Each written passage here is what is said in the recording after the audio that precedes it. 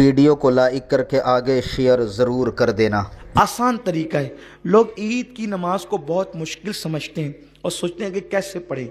آسان سی بات ہے، ہم نے 2 رکعت نماز پڑھنی ہے اور اس کی نیت اس طرح کرنی ہے، نیت کی میں نے نماز عید الفطر واجب ادا کرنے کی، واسطے اللہ کے، منہ میرا کعبہ شریف کی طرف، پیچھے اس امام کے 6 تکبیروں کے ساتھ۔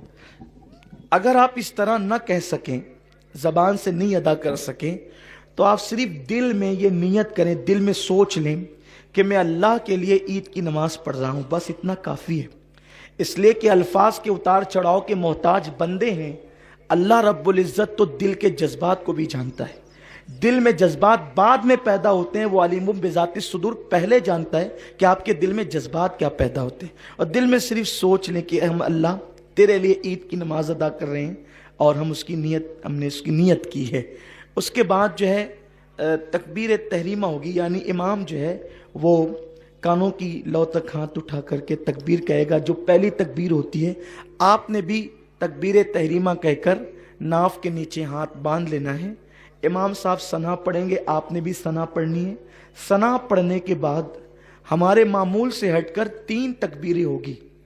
ان 3 تکبیروں میں ہم نے کرنا یہ ہے کہ پہلی تکبیر میں کانوں کی لو تک ہاتھ لے جانا ہے اور چھوڑ دینا ہے، اور دوسری تکبیر میں بھی کانوں کی لو تک ہاتھ لے جا کر چھوڑ دینا ہے، اور تیسری تکبیر میں کانوں کی لو تک ہاتھ لے جا کر ہاتھ کو باندھ لینا ہے۔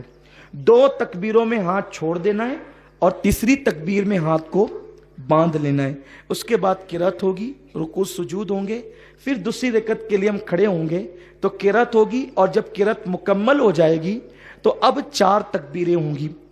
حالانکہ اصل میں وہ 3 ہی تکبیریں، لیکن آپ کو سمجھانے کے لیے 4 تکبیریں ہوگی۔ 3 تکبیروں پر آپ کو کانوں کی لو تک ہاتھ لے جا کر کے چھوڑ دینا ہے، اور چوتھی جو تکبیر ہوگی وہ ہماری رکوع کی تکبیر ہے، اس لیے ہمیں اس میں کان کی لو تک ہاتھ نہیں لے جانا ہے، بلکہ اللہ اکبر کہتے ہوئے سیدھا رکوع میں چلے جانا ہے۔ آسان سی چیز ہے کہ پہلی رکعت میں بھی 3 تکبیریں ہیں اور دوسری رکعت میں بھی 3 تکبیریں ہیں جو زیادہ ہیں، لیکن پہلی رکعت میں قرات سے پہلے 3 تکبیریں ہیں اور دوسری رکعت میں قرات کے بعد 3 تکبیریں ہیں، اور پہلی رکعت میں 2 مرتبہ ہاتھ اٹھا کر کے چھوڑ دینا ہے، تیسری میں باندھ لینا ہے، اور دوسری رکعت میں تینوں تکبیروں پہ ہاتھ چھوڑ دینا ہے، اور جو چوتھی تکبیر ہے وہ رکوع کی ہمارے معمول کی تکبیر ہے، اس میں ہم نے رکوع میں چلا جانا ہے۔ پھر اس کے بعد جیسے ہم نماز ادا کرتے ہیں اپنے معمول کے مطابق ہم نماز ادا کریں گے۔ نماز ادا کرنے کے بعد انشاءاللہ تعالی پھر خطبہ ہوگا، اور خطبے کے بعد پھر دعا ہوگی۔ اللہ تعالی فضل فرمائے۔ اگر اچھا لگا ہو تو لائک کر کے آگے شیئر ضرور کر دینا۔ اللہ حافظ۔